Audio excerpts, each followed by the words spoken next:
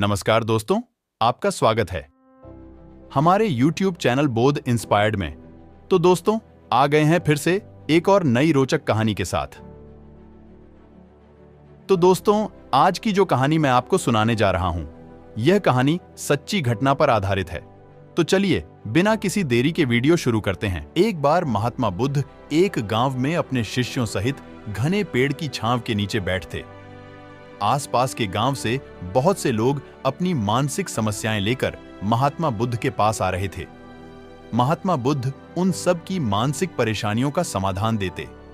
सब लोग खुशी खुशी अपनी समस्याओं का समाधान पाकर वहां से लौट रहे थे। वहीं से कुछ दूर बैठा लोगों को बुद्ध के पास जाते देख एक दुखी भिखारी अपने भाग्य को कोसता हुआ यही सोचने लगा कि अभी कुछ देर पहले तो ये लोग दुखी मन से मुंह लटकाए उन महात्मा के पास गए थे, और अब इतना खुश होकर कैसे वापस लौट रहे हैं। आखिर माजरा क्या है? जरा मैं भी जाकर देख कि वो महात्मा ऐसा कौन सा खजाना बांट रहा है इन लोगों को। वे इतने प्रसन्न हुए कि उनके चेहरे लाल हो गए। जब वो दुख भिखारी कुछ नजदीक गया तो उसने देखा कि ये महात्मा तो लोगों को प्रवचन देकर लोगों के दुख का निवारण कर रहे हैं। यह देखकर भिखारी के मन में भी तीव्र इच्छा हुई कि क्यों ना मैं भी इन महात्मा को अपना दुख बताऊं। मुझे भी अपने दुख का समाधान अवश्य मिलेगा। बस फिर क्या था, समाधान पाने की लालसा लिए भिखारी महात्मा बुद्ध के सामने पहुंचा और हाथ जोड़कर प्रणाम करते हुए बोला, हे महात्मा बुद्ध, मैं भी लोगों की मदद करना चाहता हूं। मुझे लोगों की मदद करने की बहुत इच्छा है, लेकिन मैं कैसे मदद कर सकता हूं? मैं बहुत गरीब हूं। मेरे पास न तो पैसे हैं और न ही कोई ऐसी चीज जिससे मैं किसी की मदद कर सकूं। मैं कोशिश करने पर भी किसी की मदद नहीं कर सकता। मुझे भगवान ने इतना गरीब क्यों बनाया? हे महात्मा, मुझ पर कुछ कृपा करो। इतना बोलते हुए भिखारी रोने लगा। महात्मा बुद्ध बोले, आप बहुत अज्ञानी हैं, क्योंकि आप अभी तक इस भ्रम में जी रहे हो कि तुम्हारे पास कुछ नहीं, जबकि दूसरों को कुछ देने के लिए तुम्हारे पास बहुत कुछ है। तुम बिना धन और वस्तु के भी दूसरों की मदद कर सकते हो। तुम्हारे पास जुबान है जिससे तुम मीठे शब्द बोलकर किसी के दुखी चेहरे पर मुस्कान ला सकते हो। इन्हीं शब्दों की ताकत से तुम किसी के भी टूटते हौसलों को फिर से मजबूत कर सकते हो। इन शब्दों की शक्ति से आप किसी के भी मन में सकारात्मक विचारधारा के बीज बो सकते हैं और उसे गलत रास्ते पर जाने से रोक सकते हैं। तुम्हारे दो हाथों से किसी भी कमजोर या लाचार व्यक्ति की सहायता कर सकते हो। आपके दो आंखें किसी अंधे को रास्ता दिखा सकते हैं। तुम किसी के लिए दुआ कर सकते हो। यह हो सकता है कि उनके बुरे काम फिर से हो जाएं। आप किसी के अच्छे स्वास्थ्य की कामना कर सकते हैं, लेकिन अज्ञानतावश तुम अब तक इस बात को समझ नहीं पाए और इस भ्रम में अब तक जीते रहे कि तुम्हारे पास मदद करने के लिए कुछ नहीं। किसी की मदद करने के लिए धन और वस्तु का होना अनिवार्य नहीं है। बिना धन और वस्तु के भी हम कई प्रकार से लोगों की मदद कर सकते हैं। महात्मा बुद्ध के ज्ञान से भरे ये सुंदर शब्द सुनकर भिखारी के चेहरे पर मुस्कान आ गई और वह खुशी से झूमता हुआ वहां से चला गया। इस बुद्ध मॉरल स्टोरी से हमने क्या सीखा? दोस्तों, महात्मा बुद्ध की इन बातों से बहुत कुछ सीखा गया। आजकल बहुत से लोग यह सोचकर दुखी होते हैं कि मेरे पास ये नहीं है, बल्कि जो आपके पास है उसी में संतुष्ट रहना सीखें और बिना मतलब के लोगों की मदद करें। इन्हीं से आपको परम सुख की प्राप्ति होगी। वैसे तो कहते हैं भगवान ने किसी को गरीब नहीं बनाया है। उन्होंने हर किसी को इतना दिया है कि वो अपना जीवन गुजार सकें, और अगर किसी को जरूरत से कम भी दिया है तो भगवान उसके लिए कुछ न कुछ ऐसी व्यवस्था कर ही देते हैं। उनका जीवन चलता रहता है। हम अक्सर दूसरों की अमीरी देखकर अपनी अमीरी और गरीबी का अंदाजा लगाते हैं। यदि हमारे पास 10 रुपए हों और सामने वाले के पास 100, तो हम अपनी नजरों में गरीब हो जाते हैं और सामने वाला अमीर हो जाता है।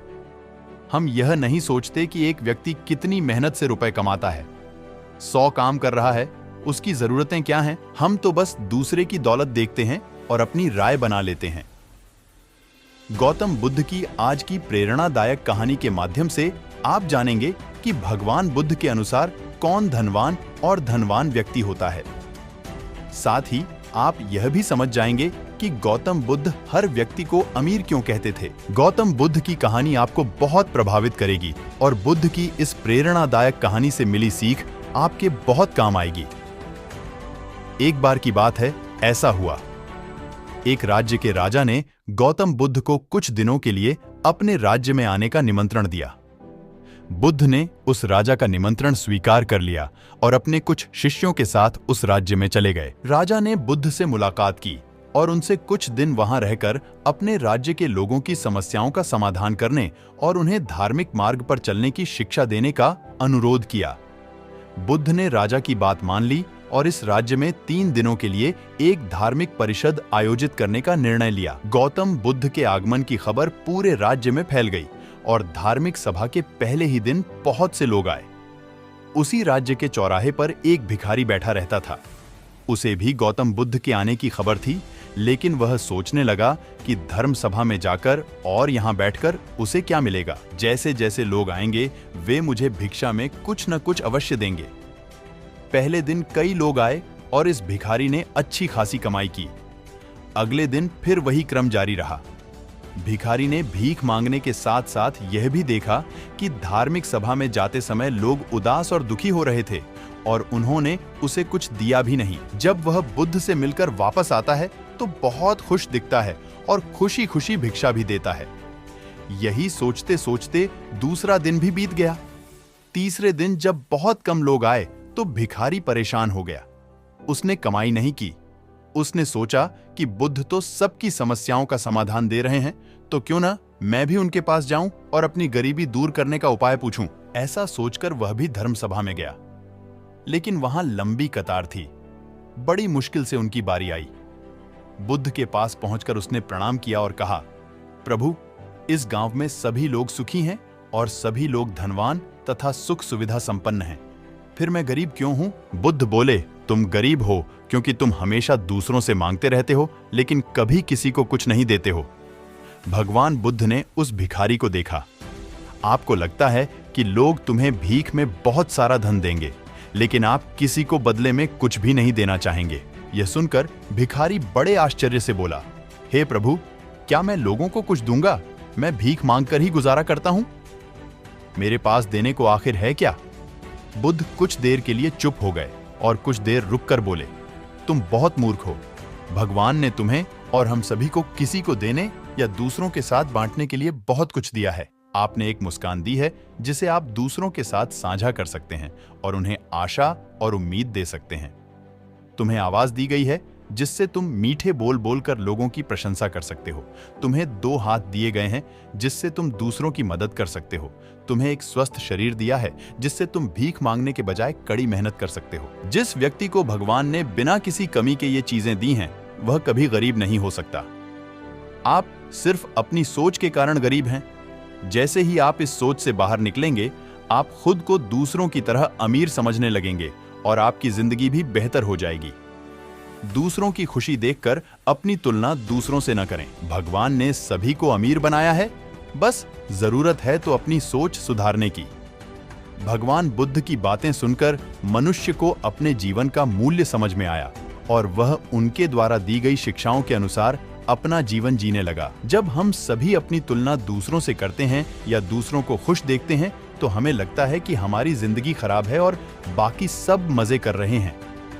हम अपने जीवन में कभी भी अच्छी चीजों पर ध्यान केंद्रित नहीं करते हैं। हम कभी यह नहीं सोचते कि भगवान ने हमें स्वस्थ शरीर दिया है, जो सबसे कीमती चीज है। आप कितने भी अमीर क्यों ना हो, अगर आपका शरीर उपयोगी नहीं है तो वह पैसा भी किसी काम का नहीं है।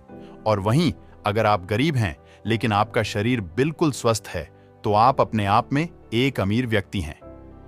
कोरोना काल में हम सभी ने देखा है कि पैसे से ज्यादा जरूरी स्वस्थ शरीर है। दोस्तों, हमें अपनी तुलना कभी भी किसी से नहीं करनी चाहिए और ना ही किसी से बराबरी करनी चाहिए।